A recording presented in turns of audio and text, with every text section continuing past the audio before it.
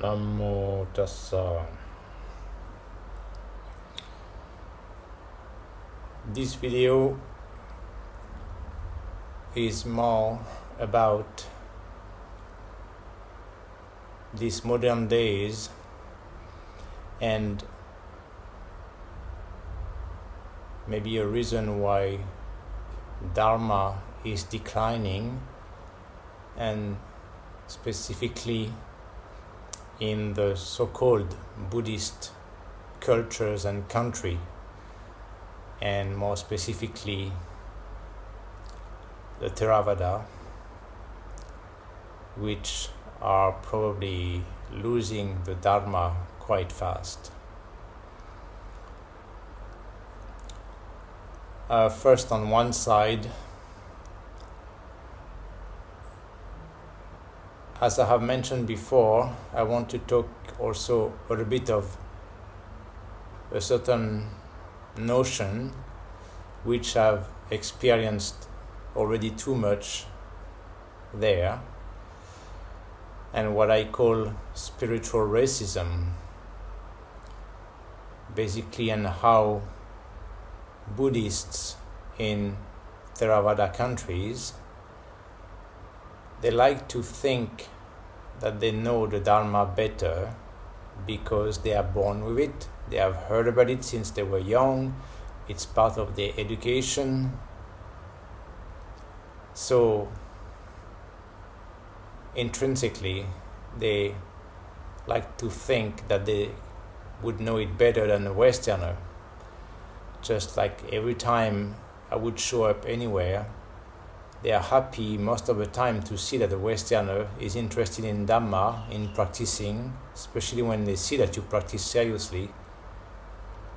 And ultimately, many of them in retreats, for example, will see that you are sitting much better, more seriously than they are, very concentrated, silent, very focused, which they have a hard time to do. Yet after, they will want to come to you and start to tell you about Dhamma, like they think, oh, you are interested in Dhamma, so let me teach you. So basically, the whole typical assumption that you are a Westerner, so you cannot know Dhamma so well or as good as they do, even though most of these people in that situation are actually not serious practitioners anyway. But because they were born and raised in that context, then they will totally assume that they know better. But of course, it's only in theory that they know some.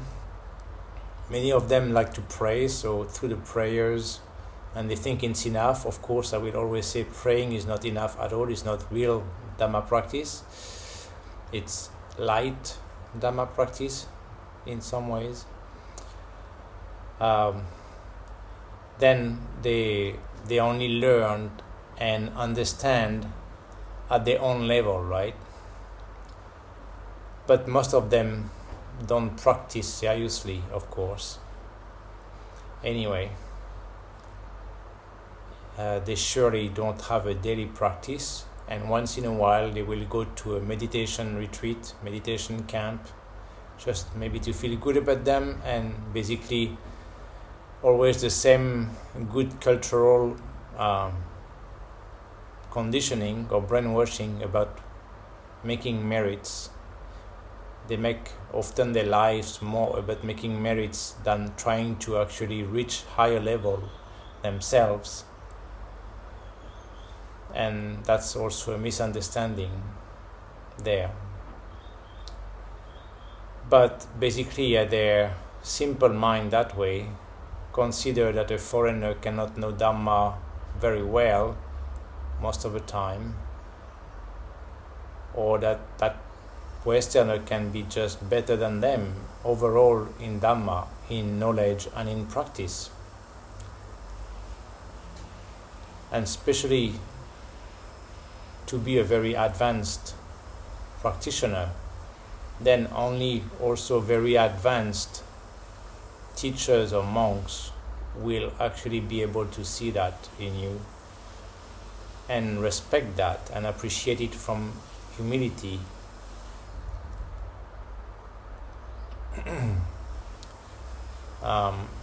While most of the other ones, the regular people, when in this culture they have a lot of pride, they will have a hard time to imagine that you can be at that level as good as the best teachers or monks. So yeah, they would have a hard time with the idea of a Westerner being at a very high level in Dhamma or being Arya, actually, as simple as that.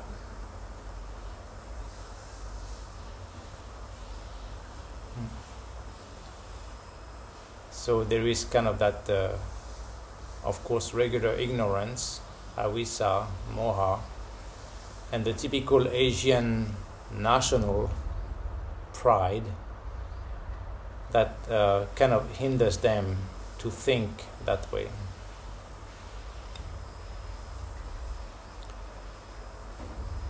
And also,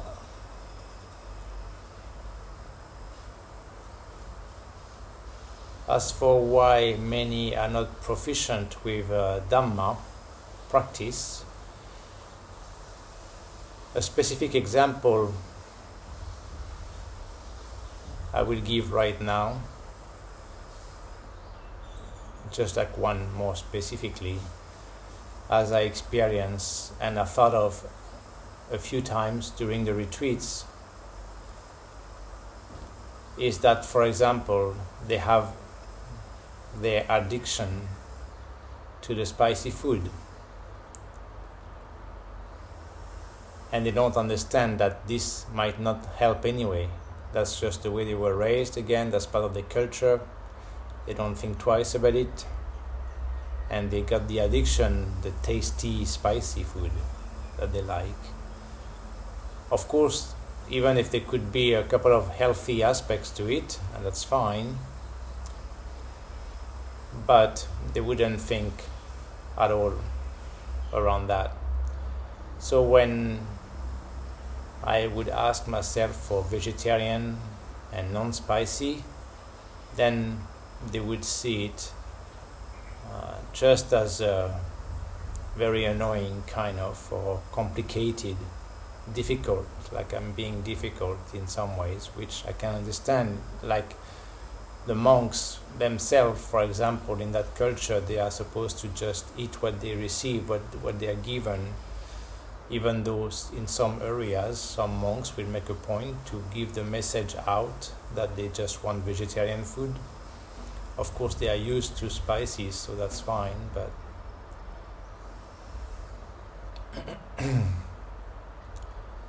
but I mean, the people in general, again, they won't try to understand the valid reason behind those requests.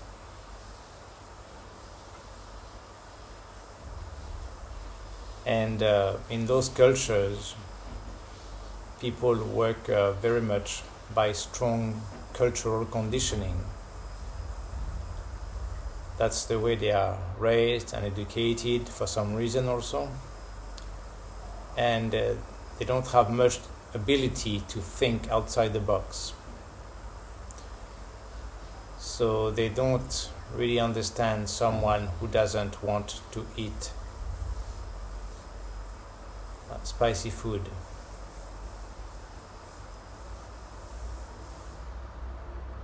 But then I know so many of these people at the same time being so moody, with high temper actually, behind the facade, the classic nice or smiley facade of Asians, people like that.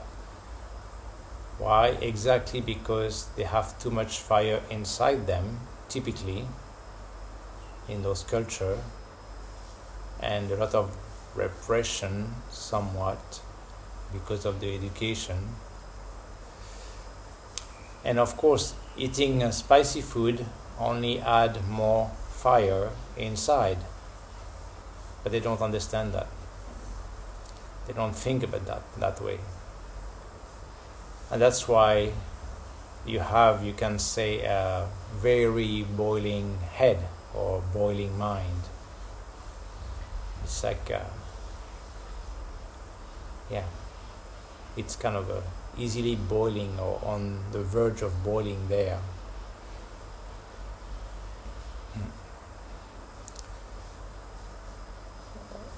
And so, hence, despite claiming to be Buddhist or know the Dhamma, they actually have not much control of their emotions and feelings and moods, and they are rather really in instant, uncontrolled reaction mode. And so, unfortunately, that's why actually with time you realize that they have very explosive nature and so much addiction to drama. And of course, all this is the opposite of Dhamma. And that's why you can see, even for them, it's actually very difficult to manage to sit down and relax the mind or simply meditate.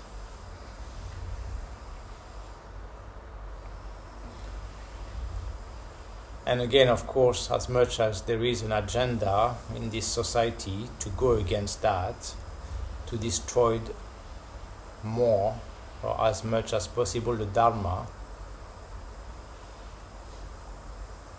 because they have understood at the global level that if you become a real Dhamma person, you become very strong-minded and independent, basically, and that goes against the global agenda now. But these cultures, the same like the rest of the world, become addicted to the new ways and the new technologies, of course, exactly because the mind has been weakened enough, and that's only also to increase the ego again, the narcissism. In the culture of all but me, nowadays, it's all me, self-absorbed, all but self, and of course, all about taking selfies and look at me. And all of this, again, only keeps increasing the ego, right? That's the agenda. More ego, more atta, with the weak mind, on the other hand, exactly to fall for the classic, basic emotions, compulsive thinking and behaviors. And that ego then is becoming bigger and bigger. And because of that, of course, especially the young generation, they really don't have interest in meditation anymore, really, or Dhamma. So, of course, that's the opposite of Dhamma again, and that's what the agenda wants. So that's why there is less and less Dhamma and Aryas around in the world, and specifically in those Buddhist cultures. And I would say there are probably actually as many Westerners, Aryas, as Asians now. But these people, the Asians, and the pride that they have quite a bit, probably wouldn't acknowledge that. And of course, especially when you see the young generation, that becomes even more obvious.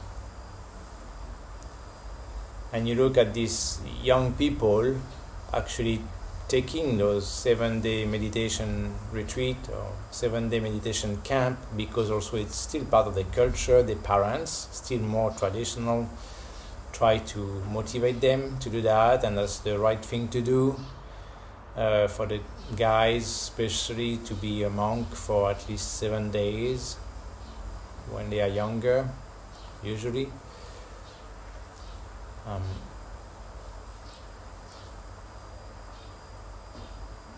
But when you look at them, they are not really being able to sit down and focus or relax.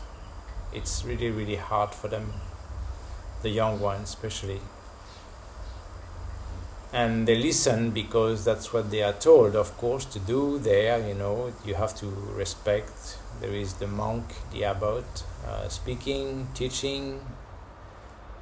But basically, as soon as every meditation or Dhamma talk session is over, then they will enjoy every opportunity they have to chat at once, or joke and have fun, distract each other.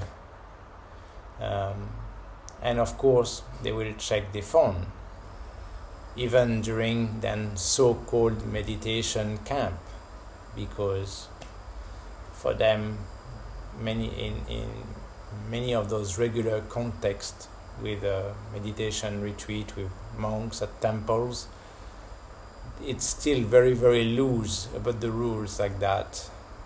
And some people can smoke, some people can have their phones. So,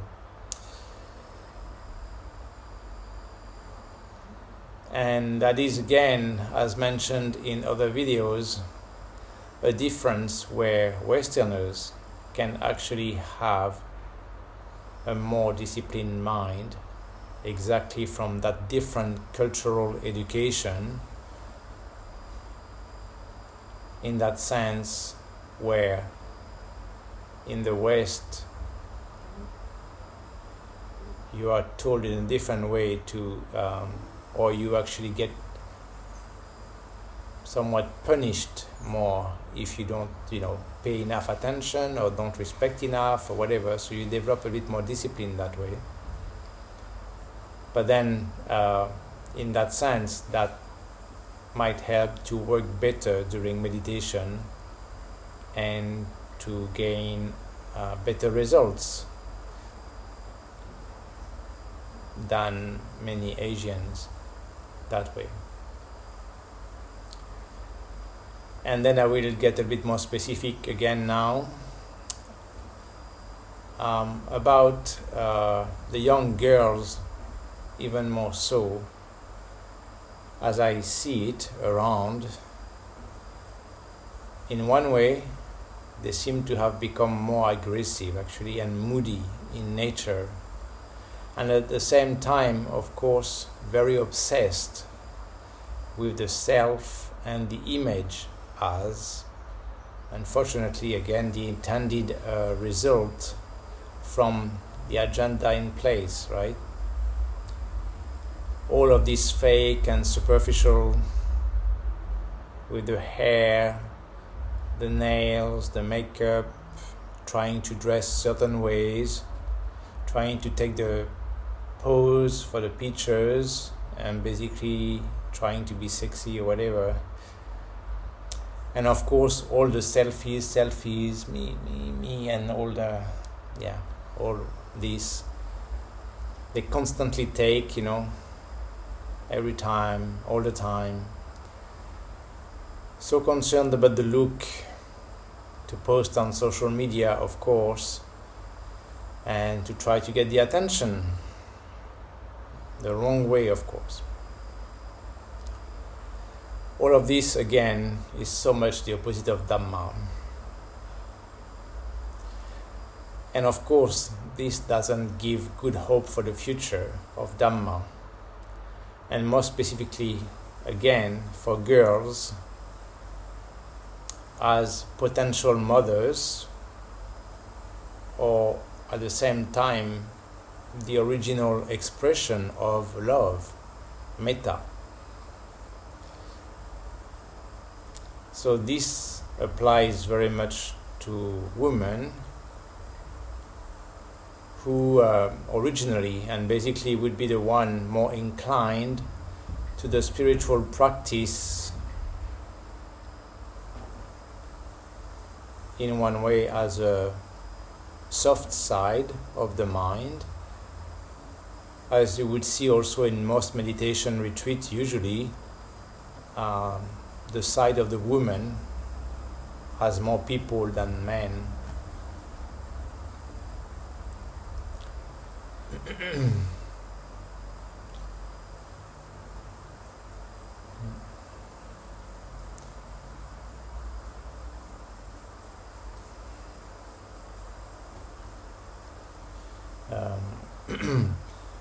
But that's why in these cultures, because of all the reason I've mentioned already, you see many moody women who have no control of their emotions and feelings,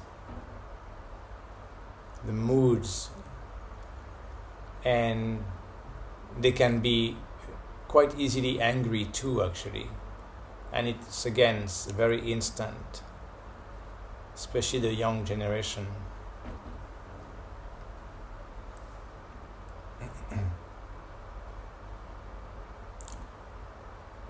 And of course, so much addiction to drama.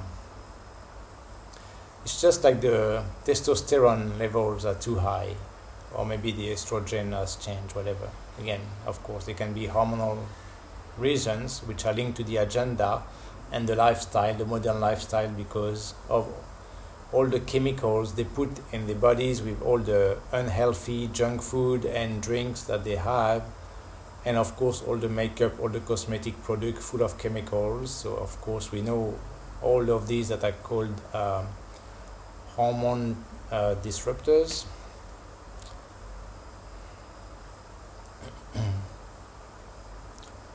And also you can see that this affects the relationships themselves, and also the kind of relationships in one way, or basically the gender issues,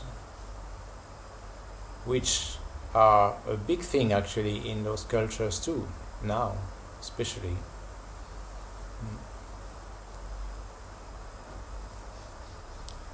And basically, on the other hand, I would say, unfortunately, it also affects the bad parenting habits.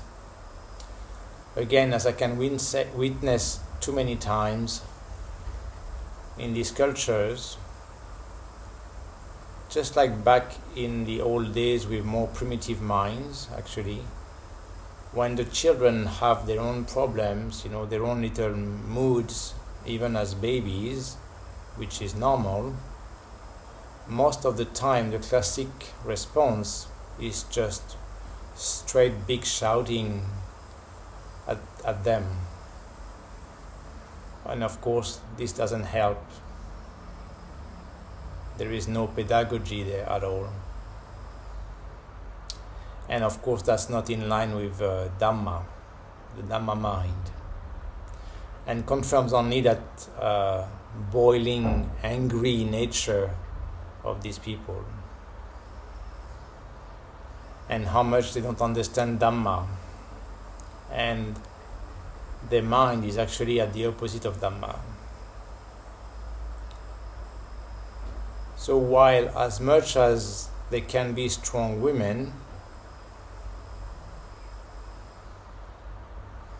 by nature they should be the expression of love and compassion, for sure, originally. So I can at least give one example that I could see in some ways, indirectly, or I know about, because it's my, let's say, indirect teacher, the main teacher that I had. But just the same as I mentioned before about people misunderstanding the third precept, and if you tell them you're a Dhamma teacher, then they tell you, oh, you cannot be in a relationship, you cannot have a partner, or cannot have sex or whatever. No, of course, you can actually. And in some ways, if you find the right partner that way, that means that you become like strong too, Dhamma forces supporting each other and going upward that way. And that's a good thing. So there is the example of Goenka, and you could see, of course, Goenka most of the time with his wife, with him. And that's really nice and good Dhamma couple partnership example. So in one side, of course, he was the good Dhamma teacher, very eloquent, good teacher who can explain well the Dhamma, very good at telling stories. But also, you could see that, and that's what it was, there was the support of his wife on his side. And you could see that she was really the expression of full support. The real love, true love, metta. And that has been confirmed by quite a few teachers in that organization, for example, who met her. You know, they were sitting right there in front, or they talked to her, and they said that they could feel very strongly, like her strong metta, actually. So that is, of course, the ideal.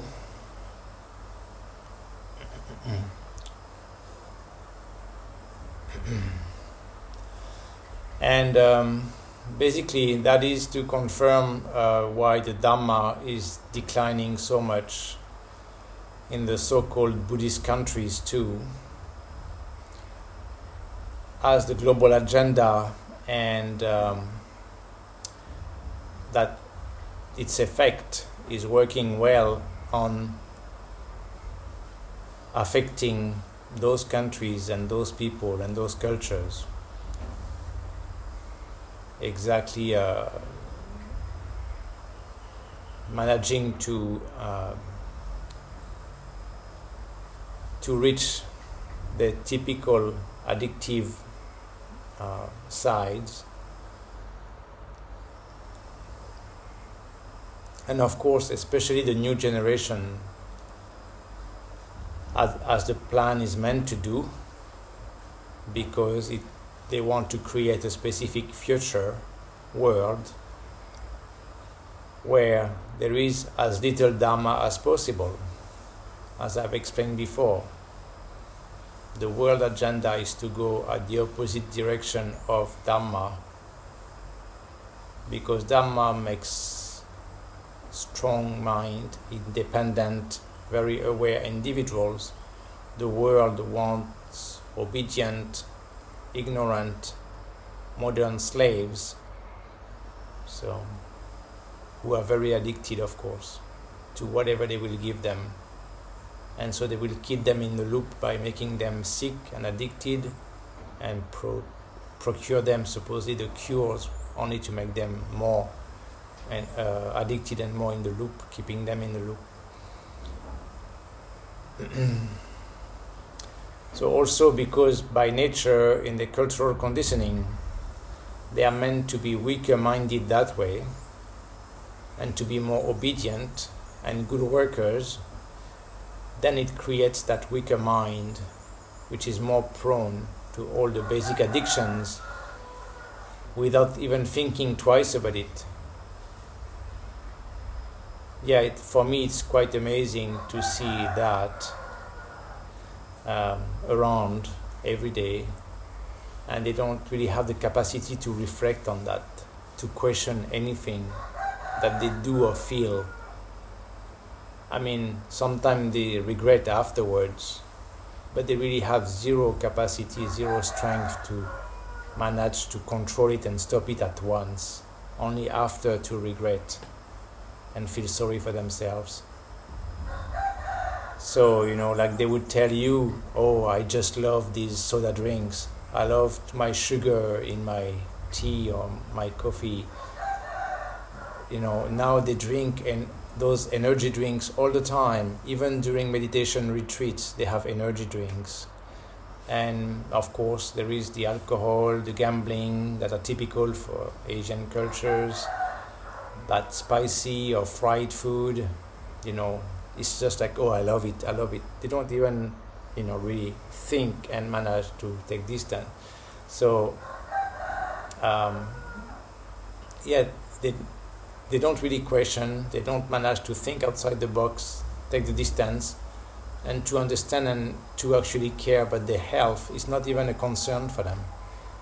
Basically, the managing to have the mind and the awareness, the sati, to take some distance, to try to observe objectively. But of course, and that is what exactly Dhamma is about, Dhamma practice.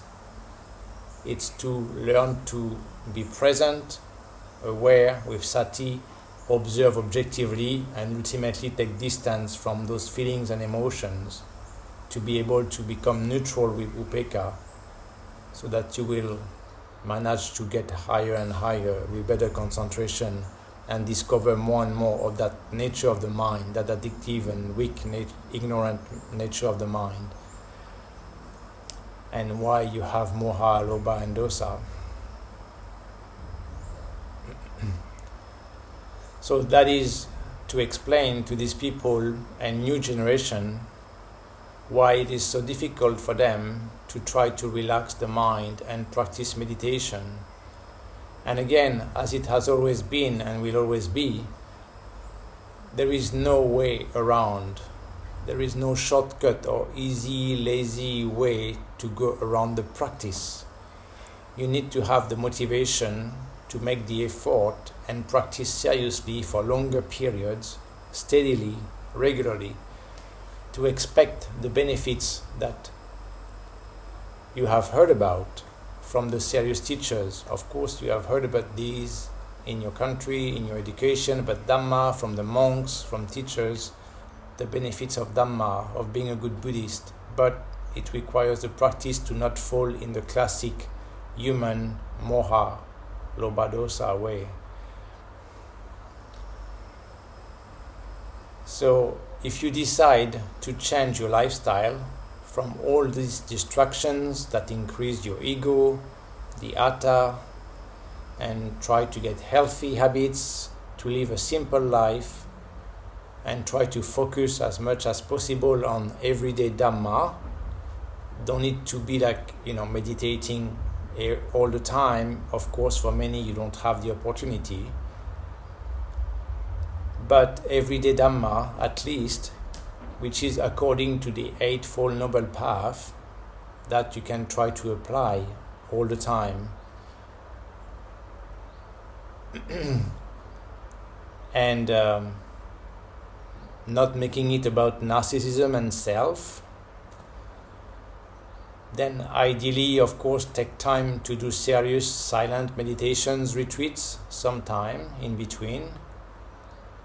But otherwise, try to use every opportunity you have, any free time in between, to be in a Dhamma mode and Dhamma mind, instead of reaching for your compulsive addiction or the distraction entertainment part. Then if you can do that,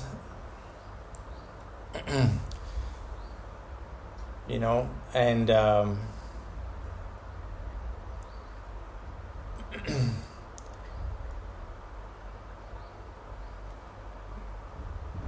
and basically you want to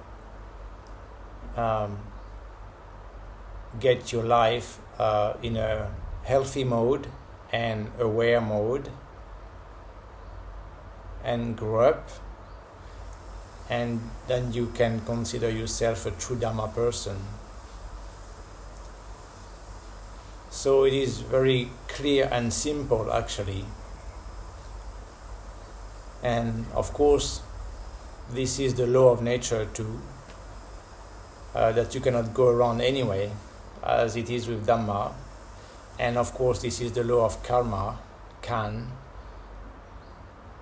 As always, it's kind of a choice. You have to take responsibility, even though the agenda is really working hard to control you and brainwash you into the opposite direction of Dhamma. But yes, you have to wake up at some point and really make some choices and become strong and get the strong motivation and be ready to make the proper effort.